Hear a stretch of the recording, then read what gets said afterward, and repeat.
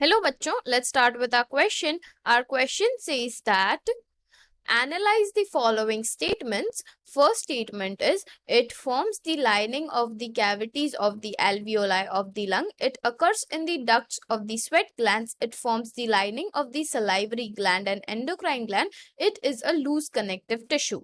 Which of the above statements are true about the simple epithelial tissue? ठीक है, तो यहाँ हमें पूछा गया है, देखो यहाँ हमें दिए गए हैं बेसिकली 4 स्टेटमेंट्स। अब इनमें से सिंपल एपिथेलियल टिश्यू के रिगार्डिंग कौन सा सही है ये हमें बताना है। सबसे पहले हम जान लेते हैं इसका की कॉन्सेप्ट। तो हमारे इस क्वेश्चन का की कॉन्सेप्ट है टिश्यू। यदि हमें टिश्यू के बारे में सबसे अच्छी सी नॉलेज होगी तो हम ये क्वेश्चन बड़ी आसानी से सॉल्व कर लेंगे। अभी हमें सबसे पहला दिया गया है इट फॉर्म्स द लाइनिंग। देखो ये जो एपिथेलियल टिश्यू होता है ना, एपिथेलियल टिश्यू एक किस्म का ऐसा टिश्यू होता है जो कि टाइटली पैक्ड सेल्स से बना हुआ होता है। टाइटली पैक्ड सेल्स, अभी ये जो टाइटली पैक्ड सेल्स होते हैं ये बनाते हैं एक सिंगल लेयर। ठीक है, सिंगल लेयर। और इनका फंक्शन मोस्टली ऐसा होता है कि वो लाइनिंग में प्रेजेंट होते हैं। ठीक है, हमारे जो भी इंटरनल ऑर्गन्स होंगे, इंटरनल ऑर्गन्स के लाइनिंग में एपिथेलियल टिश्यू पाया जाता है। ये टाइटली पैक्ड मतलब कैसा होगा पता है? एपिथेलियल टिश्यू ऐसा होता है कि एकदम टाइटली पैक्ड ताकि वो एक सिंगल लेयर बना सके, और ये मोस्टली लाइनिंग में प्रेजेंट होते हैं।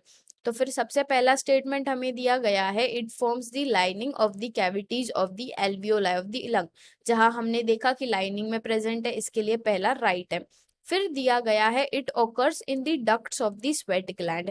ठीक है, तो जो स्वेट ग्लैंड होता है इसके डक्ट्स में जो होता है stratified cuboidal epithelium, cuboidal epithelium ये प्रेजेंट होता है, ना ही कि सिंपल एपिथेलियल टिश्यू। ठीक है, क्यूबॉइडल एपिथीलियम प्रेजेंट होता है, इसके लिए हमारा सेकंड हो गया रॉन्ग। फिर हमें दिया गया है it forms the lining of the salivary glands and endocrine glands. यहाँ पे देखा हमने lining of the internal organs, इसीलिए हमारा जो ये वाला ऑप्शन है ये भी सही ऑप्शन है, थर्ड राइट है। फिर दिया गया है it is a loose connective tissue. हमने यहीं पे देख लिया कि वो एक टाइटली पैक्ड सेल्स में होता है, एकदम टाइट होता है, लूज नहीं होता है। क्योंकि देखो लूज कनेक्टिव टिश्यूज होते हैं एरियोलार और एडिपोज। एरियोलार एंड एडिपोज टिश्यू जो होते हैं ये होते हैं लूज कनेक्टिव, ना ही कि सिंपल एपिथेलियल टिश्यू। इसके लिए हमारा फोर्थ भी रॉन्ग हो गया।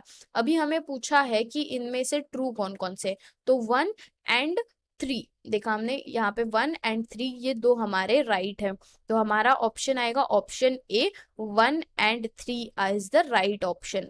सो हमारे इस क्वेश्चन का राइट आंसर है ऑप्शन ए हमारा राइट आंसर है।